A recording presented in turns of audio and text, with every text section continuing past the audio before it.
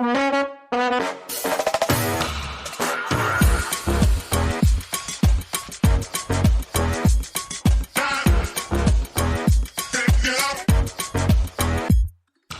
to Out of the Box with Christine. Are you willing to step into your greatness?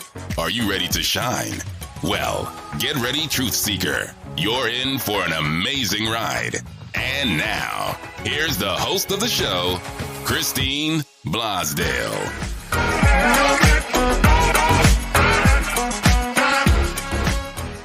Today's show is brought to you by HowDoICreateAPodcast.com. Want to create your very own podcast to promote you and your business?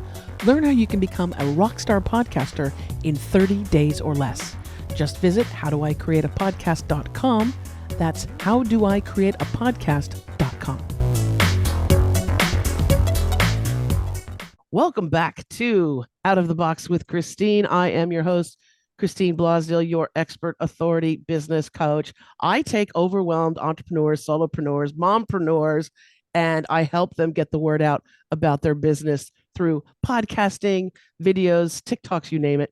And I am very happy to be joined today. This has been it's been an interview long in the making, has it not, Michelle? Michele Phillips is my guest today. She is also affectionately known as the Light Lady, who illuminates her clients' paths to greatness. But she is a corporate trainer, an executive coach, and transformational personal coach. She is also the author of Happiness is a Habit: Simple Daily Rituals that Increase Energy, Improve Well-Being, and Add Joy to Every Day. I couldn't think of a better person to have on Out of the Box. So welcome, Michele Phillips, to Out of the Box with Christine. Thank you, Christine. Thank you for having me. I'm excited to get into this fabulous conversation. Well, I love the title of your book because, you know, it's probably one of everybody's goal is, or supposed goal is, to be happy. But we can tend as human beings to sort of maybe sometimes see the negative in life, right? We wake up and we go, this is wrong, this is wrong, this is wrong, this is wrong. And yet we don't know why we're not happy. So I kudos to you on the title of the book, and congratulations on the book as well. How did you get into all of the work that you've been doing as a corporate trainer? How did you start? Were you like a little kid going, I want to help people? No, I wish I was, but maybe I was and I didn't pay attention. I was a little kid who liked to be the center of attention. I was always singing, dancing, the center of attention, the stage, but I had nothing to say. So I went to school for oh my gosh, I'm losing why did I go to school? I don't know, Christine. Because you had to go to school? I went to school for communications, and I can't communicate. That's the funny part about this. I went to school for communications because I knew I liked to speak, but I really didn't have a topic. And over the course of going to undergrad, graduate school, working, I worked in Verizon Wireless, which is in America here is our cell phone company. And it just led me down this path. I always say this path chose me. Yeah. I can't leave it. I love it. Living, learning, habits, teaching people that they always have more power than they think is just in every cell of my body. So when I was a student at Fordham University in New York City, I gave a presentation called Leading with a Heart. I was late 20s, I don't know, maybe 30, I don't know.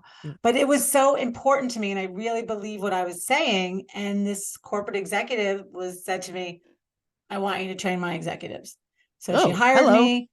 I didn't even have a class. I ran home and I said, I have to create this class. And I went to their corporate retreat center and I delivered the class, and then all the executives started hiring me. And I thought, oh my gosh, I have a career here, because it's not just something I get up there and say, it's something I believe. And I think that's what comes across. That's my specialty. Yeah. Yeah. Well, and how important is it? Because we do get we can tend to get lost in the busyness of life. And that's something that I think that you also like to drive home, that point. Being busy does not necessarily equate happiness. One of my are busy. We're quotes, very busy. We're yes. like, on the phones for, it's a very hectic world that we live in. And but it's busy with a purpose is different than busy for the sake of busy. Yeah. Right. So I always say busy people are boring. And I almost say that because it kind of sticks me in the heart. I'm like, oh, busy people are boring. Right. Because sometimes you're just going and rushing. I call it, the huffing, people are huffing and puffing all the time, going here and going there. But are you getting anything accomplished? Right. The juice is I'm busy, but there's a purpose. I have a focus. And the reason most people don't get what they want in life is because their head is a jumble of thoughts and ideas. They're not focused. So they're busy, they're moving. But when you have that pure focus, you know what your purpose is. And I know people, oh, what's my purpose? Your purpose could just be to help people. But when you're focused, then you take steps with authority. And that's the difference. And I try to teach people say, I can't focus. I'm like, learn, get over it. Yes, you can. Because everyone's like, I have the attention span of a fly. I'm like, focus is your superpower. Yeah. And that's when that's when the good stuff gets created as well. Right. Because my clients, they're overwhelmed. They, of course, they've got their own business, if it's a coaching business or a consultancy, and they, in their mind, they feel that they need to be perfect, or they need to be a social media manager, they need to be a publicist, they need to be if they have a business where they have any employees, they have to be some super manager.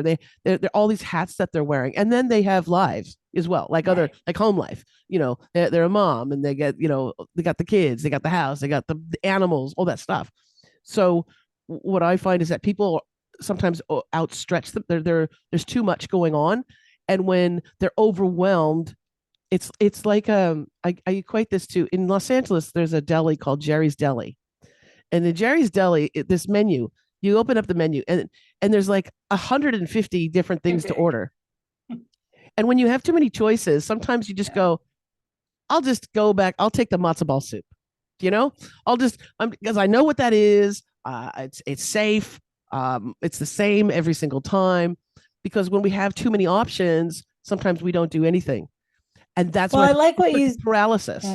Yeah, I like what you say about being a conscious entrepreneur, right? And most entrepreneurs, you get into business so you can run your own schedule and run your own life, and then we make ourselves crazy. So it's to me, a conscious entrepreneur doesn't have to do what I call the dull normals, what everyone else is doing, right? Because every book you read, and there's so much good advice out there, but if you really took all the expert advice, you should be in your target heart rate for X amount of minutes a day, and you should brush your teeth twice a day, and you should post X amount of days, and you should blog, and it's like, oh my gosh, stop the madness.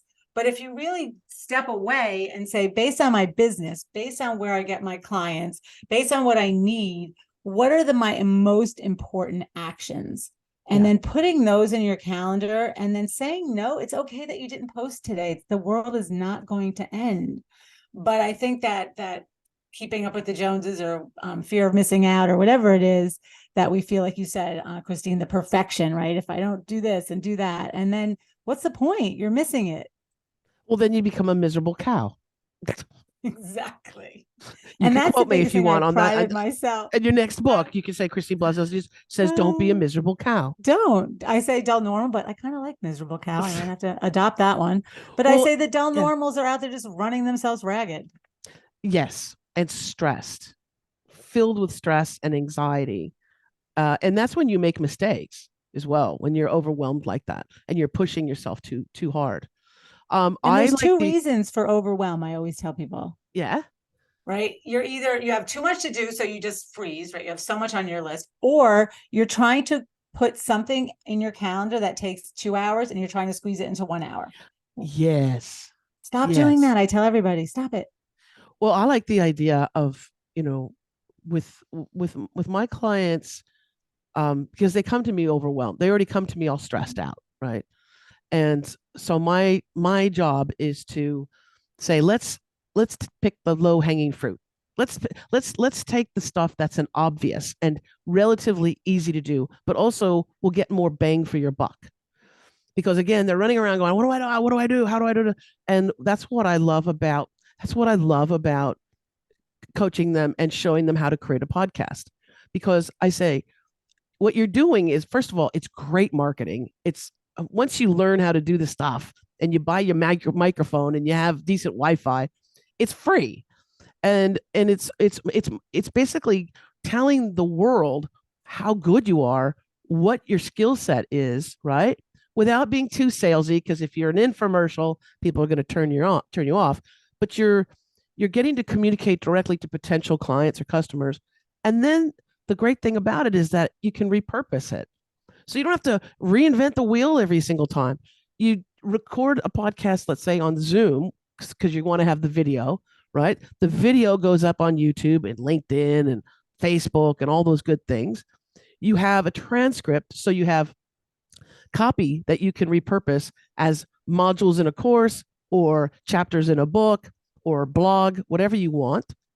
And then you have this beautiful video that you can cut up snippets from and start posting on, your TikToks and your Instagram reels. So you're creating a beautiful piece of content, and then you're repurposing that. And that way you're doing all those things that you're telling yourself you need to do. I need to come up with more clever social media content. Right. I need to do blogs. But if you have to write and create every single thing from scratch, well, who has time for that? Right. Well, it's your perspective too. You're saying, let's make this great video and let's repurpose it.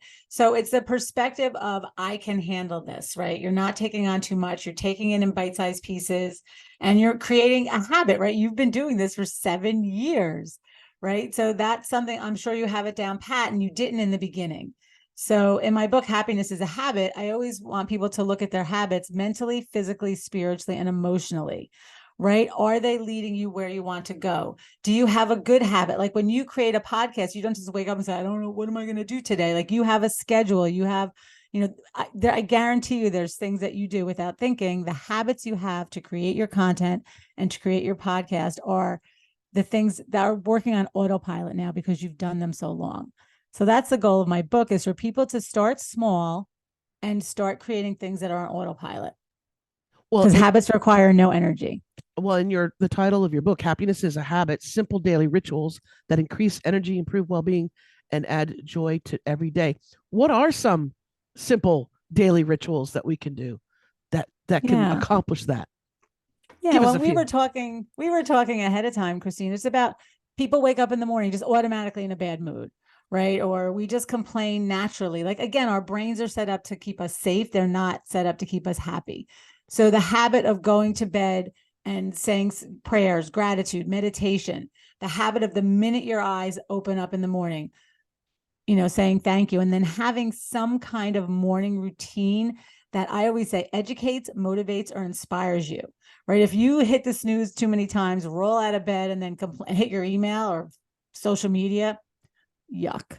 Right. But if you meditate, read, do something that raises your energy, you already are ahead of the game. And then you bring that good energy into your day. So I ask people to start with something really small and commit to 90 days. That sounds like a lot. But if I said to you, I'm going to sit and meditate for 2 minutes or eat an apple every day for 90 days. At the end of the 90 days, you don't think about it. It's something you do without thinking. And then you add another habit. In 5 years, you have 20 positive, powerful habits leading you where you want on autopilot, right? It could just be maybe every day at 10, I'm going to look at my podcast guests and decide on topics or whatever your habits are, but just commit to them until they're on autopilot. And then look at the ones that you don't want. And I always tell people, don't even worry about the bad habits. If you get enough good habits going in your life, the bad ones, I guarantee you, drop away. Right. Because you're feeling too good with all those good habits. Exactly. Well, that's why the habit, or creating the habit of also doing exercise in the morning, because it increases those endorphins, and then you can carry that with you throughout your morning and your day. I love the idea of giving yourself that benchmark of doing 90 days, and I like 90 days is. Well, because 3 months sounds like, oh, it's a quarter of a year, but 90 days, it's like, okay, that, because it goes by fast. But when we first start off, it might be But Michelle, it's cold outside and I'm very warm and toasty in my Right. bed and I could easily hit that snooze button. So what do you say to those people who go, you know, okay, that all sounds good, but in reality, are we really Yeah. going to do that? Are we really going to get out of It that goes cold? back. I get so excited. It goes back to what you said before about giving up perfectionism, right? In those 90 days, if you work out more days than you don't, you're ahead of the game. Right. It's people that go, oh, I did it for 2 weeks and then I stopped. Well, yeah, I took a day off. So what? You took a day off. You took a week off. It doesn't matter. This is a lifetime. I saw your Mel Robbins post the other day, right? It's a marathon, right? Life is a marathon. So you have to not be so hard on yourself. And if you don't do it for a week, a day, start again. Right. But at the end of those 90 days, if you look back and say, wow, like I did like 40 days or whatever I got, that's better than what I did before. So it's giving yourself those small milestones.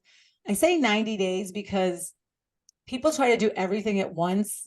Like on New Year's Eve, they just make all these Yes. ridiculous, like it's just not happening. But if you do one little thing, like my high school friends are like, who are you? And I'm like, oh my God, this was like over years of just one little thing, then another little thing. And Yeah. it's just constantly, and then now, there's always something, right? You'll never get it done. I think that's what struck me as you were talking about entrepreneurs. There's so much to do and there's so many options. That's where overwhelm comes from also. And I'm always like, I don't have to figure it out all right now and I'll never get it done. What can I do right now that's going to move me in the right direction? And what can you do that will have the most impact? That's the thing. My idea is I like to work smarter, not harder. And knowing when to pull away, right? Knowing when to go, you know what, because I'm a creative machine. I love to create. And I think that's why I was, in radio for so long and I was a producer and I was I was just all these different things, all these creative things, because I like to create. I like to birth things, right? Episodes, podcasts, with my clients. I get to live vicariously through many of my clients because we're going through the whole process of creating the look and the feel, the title. I've had some wonderful, beautiful clients who've come to me and they said the title of my podcast is blank. You know, whatever, the green owl on the hill, and I'll go, no, it's not. But they go, but yeah, I go, but you're an accountant and you want to tell people how to save money and how to embrace their financial freedom, and the owl has nothing to do and nobody's going to know what it is. But I live vicariously through them because every podcast, every YouTube channel that they create through working with me is like a little birth. It's like yes. This little baby.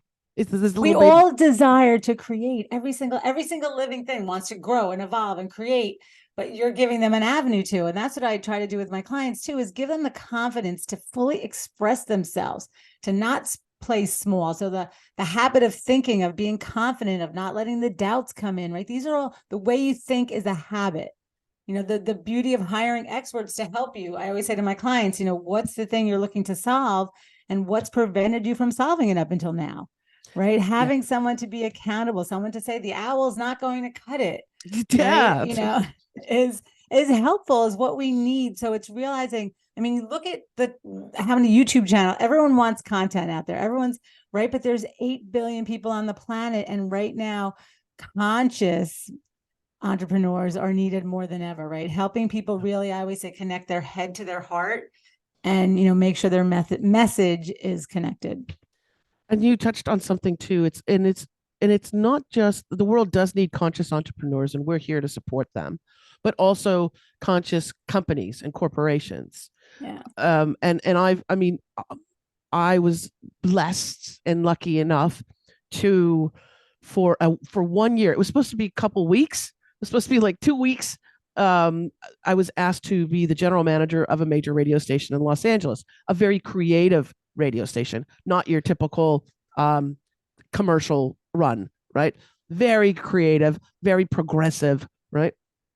Standing up for rights and all that good stuff. So instead of a couple weeks, it ended up being a year. And in that year, what I learned was it's just as important.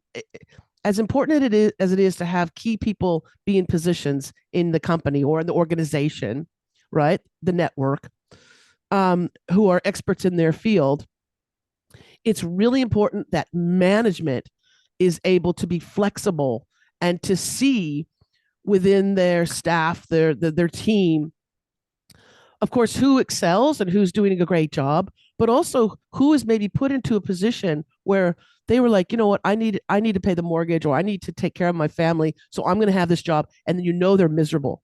They're miserable. They don't like it, but they have other creativities. They have other skills. And instead of just putting them, the square peg and shoving it in that circle and saying, that's what you're going to do, Susie or Joe, Right. and you're going to like it.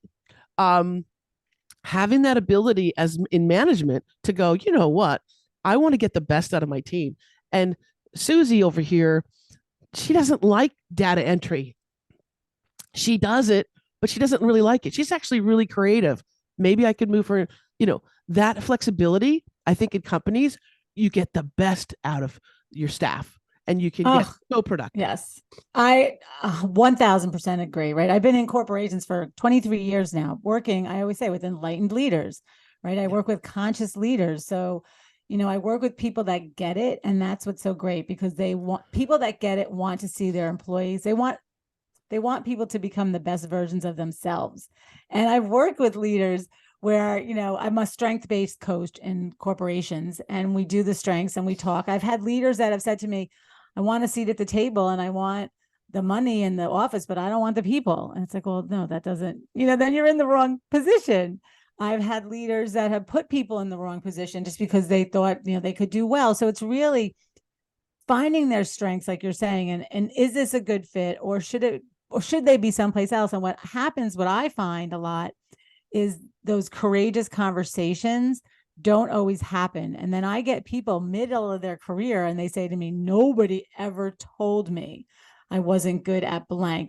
These people get shuffled around. Yeah. So when I find these conscious leaders, we work with them. I've got very long-term clients that just constantly are working with me, and we're working with their teams because we want people to evolve and grow and do exactly what you're saying. Make sure they're in the right position. Well, because it's not a static, it's an organism.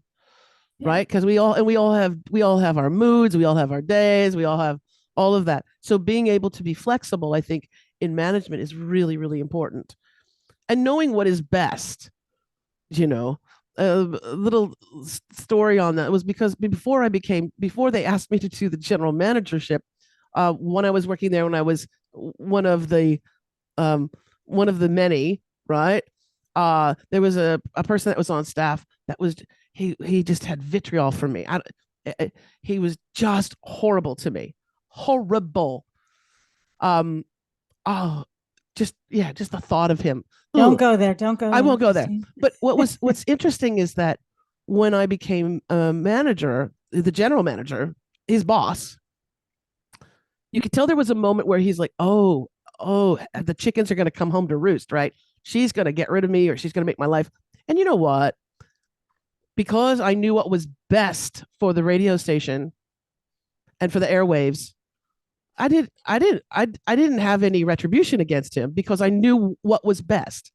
And even though I wasn't a fan of his, I wasn't going to make his life miserable or get rid of him, because I knew what was best for the business.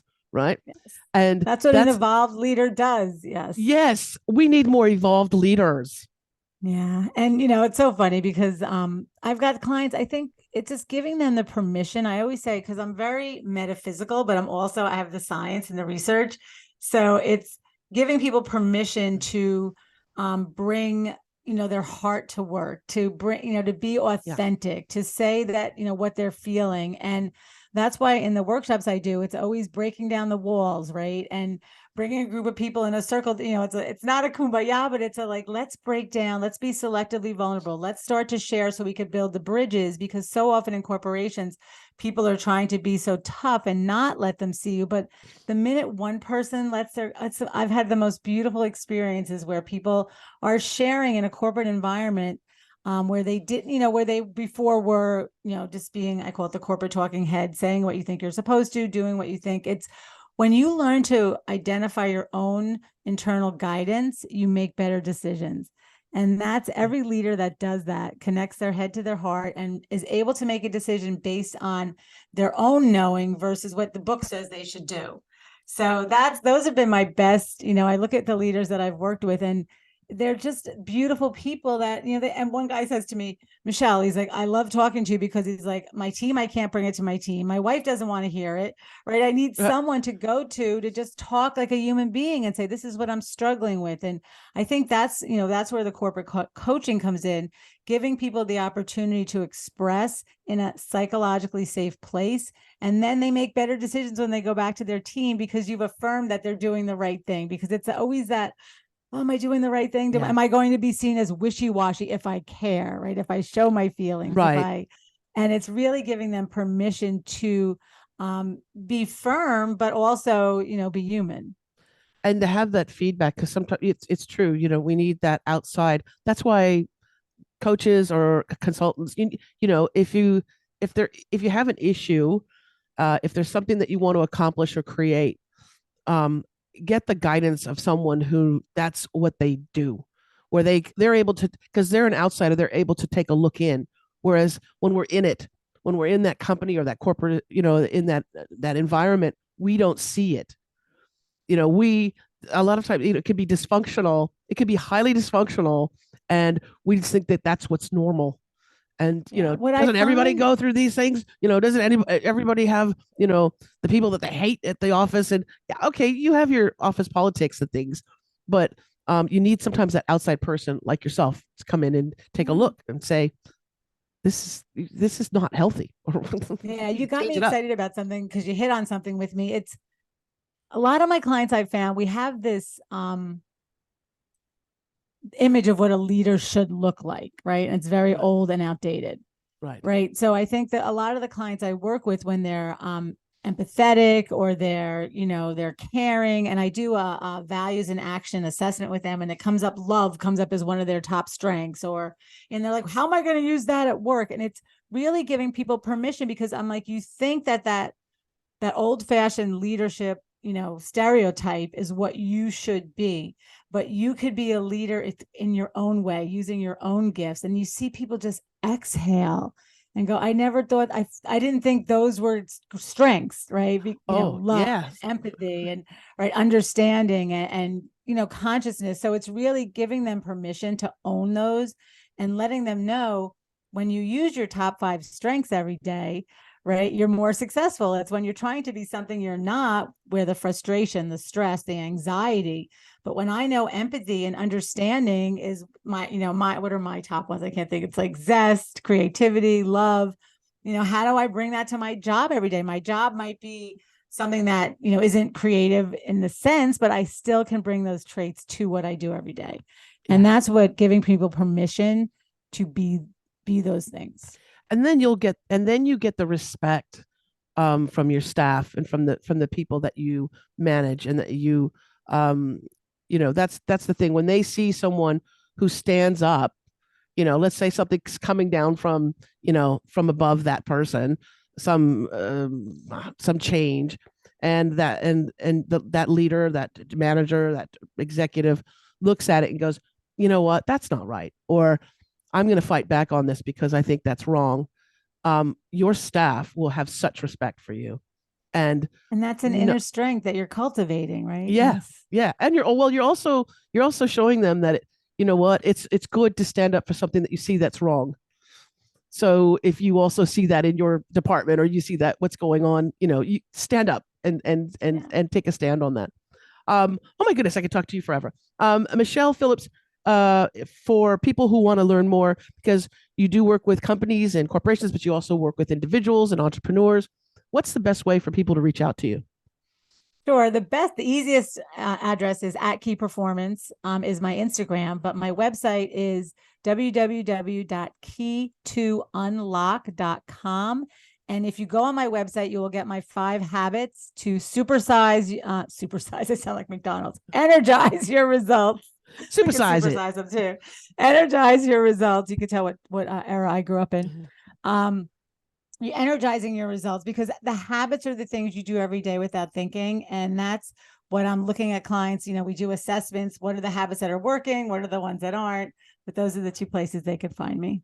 And it's key to unlock. It's the number 2, key, KEY, 2, the number 2, unlock.com. That's the website. And if you sign up for the newsletter too, you'll get some goodies as well. Reach out to Michele Phillips if you can, the light lady, and just say hi and say, hey, I heard you on the show. And you never know what will happen.